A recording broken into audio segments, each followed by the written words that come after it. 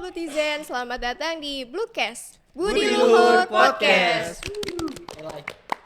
Gimana guys, sudah nonton episode kita yang sebelumnya? Kalau belum ditonton, silahkan ditonton ya. Pada episode Bluecast hari ini, kita masih ada di segmen TAFO, Talking with Kominfo, bersama Kementerian Pendidikan. Hai. Kembali lagi bersama saya Lutfia Salsabila Fauzia. Di episode kali ini kita kedatangan narasumber dari Kementerian Pendidikan. Halo semuanya. Boleh memperkenalkan diri terlebih dahulu nih Kak, nama dan jabatan Kakak di Kementerian Pendidikan. Oke, saya dulu dah ya. Boleh. Oke. Perkenalkan, nama saya Muhammad Fajar. Saya menjabat sebagai staf Departemen Pengembangan Sumber Daya Mahasiswa. Oke, selanjutnya. Ya, perkenalkan nama saya Damar. Saya menjabat sebagai Menteri Pendidikan di Kabinet Intuitif di tahun ini. Oke. Perkenalkan, nama saya Tasya. Saya sebagai staf Departemen Riset dan Keilmuan. Oke, jadi kita mulai nih ya, berbincang-bincang santainya Boleh. dengan Kementerian Pendidikan. Boleh. Oke, coba Kak jelasin tugas Kementerian Pendidikan ini secara singkat. Boleh banget, Kak. Nah, buat ngejelasin tugas ini nih Kak Tasya banget nih soalnya. Oke, boleh silakan Kak. Tugas Kementerian Pendidikan yang pertama yaitu mensosialisasikan seluruh kegiatan dan program dari BEM Universitas. Kemudian kita juga melakukan riset mengenai isu-isu di dalam kampus maupun luar kampus yang berhubungan dengan akademik. Kita juga menaungi seluruh ormawa dan badan otonom dari seluruh KBOM Universitas Budi Luhur. Kemudian kita juga memberikan informasi dan menaungi terkait lomba akademik kepada seluruh mahasiswa. Kita juga melakukan pengembangan potensi akademik mahasiswa Universitas Budi Luhur dan menjamin hak-hak yang didapatkan oleh mahasiswa berprestasi di bidang akademik. Dan yang terakhir, kita mewadahi dan menyalurkan aspirasi mahasiswa yang berkaitan dengan bidang akademik. Ya. Oke, tadi Kak Tasya bilang ada isu-isu. Contohnya itu seperti apa ya Kak?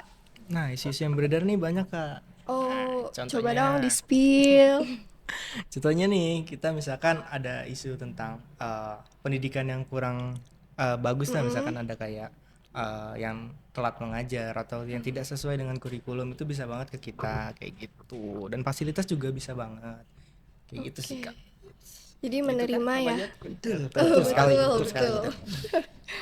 Di dalam Kementerian Pendidikan ini terbagi menjadi berapa departemen? Nah, ini nih Kak Fajar nih. Ini kan kita ada 2 departemen. Oke, Kalau 2. Departemen Riset dan Keilmuan. Keilmuan itu lebih memfokuskan mencari isu-isu yang beredar di kalangan mahasiswa. Yang mana nih kira-kira masih nggak sesuai sama mahasiswa. Ini udah sesuai belum sama kurikulum segala macam itu. Ini tugasnya riset. Ya, kalau Departemen Pengembangan Sumber Daya Mahasiswa itu lebih fokus memberikan informasi-informasi yang beredar tentang kayak lomba akademik segala macam, itu tugasnya sumber daya mahasiswa. Dan juga pengembangan sumber daya mahasiswa ini mempunyai job desk sendiri gitu. Itu dia ngejaga struktur tumbuh dari BEM Universitas sendiri gitu, Kak. Di dalam satu periode ini tuh apa sih program kerja kalian? Nah, boleh banget nih, Kak Tasya nih, boleh. Ayo nih, silakan. Jadi di Kabinet Intuitif tahun ini kita ada Kementerian Pendidikan memiliki 3 program kerja. Yang pertama yaitu Open Recruitment anggota BEM Universitas Nah, Budi Luhur. betul. Jadi open recruitment ini udah kita adain nih, Kak, di bulan kemarin. Iya. Dan itu tujuan kita ngadain itu tuh buat ngeregenerasi struktur tubuh dari BEM Universitas sendiri, dan juga buat kita ngajak-ngajak teman-teman semua tuh biar kita tuh berprogres bareng gitu, memproses bareng, belajar bareng di BEM Universitas kayak gitu. Oke. Terus proker yang kedua dari Kementerian Pendidikan yaitu pelatihan internal. Nah, ini juga salah satu proker dari kita. Yang gak kalah menarik dari program sebelumnya nih ya. Widih, Tetap ini apa tuh? Karena di pelatihan internal ini kita mewadahi untuk mahasiswa-mahasiswa yang ingin belajar bareng dengan kita.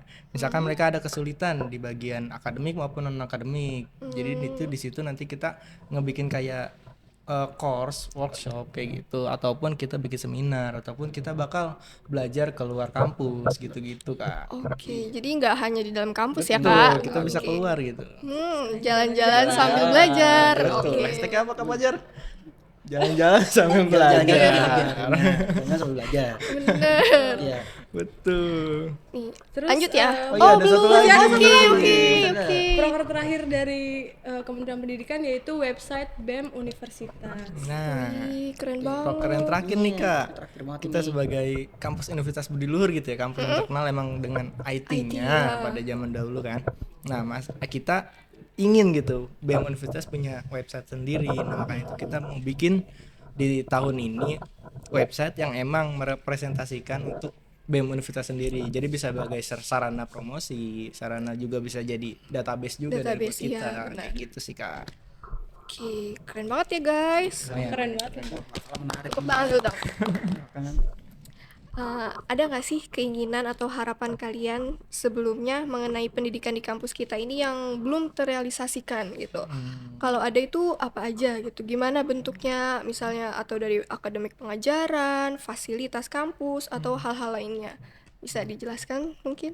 Bisa, mungkin Kak Fajar bisa jelaskan? Oke, kalau yang tadi kan tentang isu-isu apa? Tau dulu Harapan dong. kita. Harapan. Kita itu seperti kayak ingin mengembangkan Kembangkan sumber daya mahasiswa. Nggak apa-apa Kak, pelan-pelan aja. Slow. mahasiswa itu sendiri. Iya. Dan juga masih ada beberapa fasilitas yang mungkin masih kurang. Nah, itu masih kita pengen genjot lah. Mau kita perjuangkan untuk akan hal itu Lebih diperbaiki. lebih perbaiki. Nah, kita karena kan Budi Luhur adalah kampus pertama yang memiliki IT kan. Tapi juga masih ada yang kurang. Nah, kita itu masih memperjuangkan. Memperjuangkan untuk itu.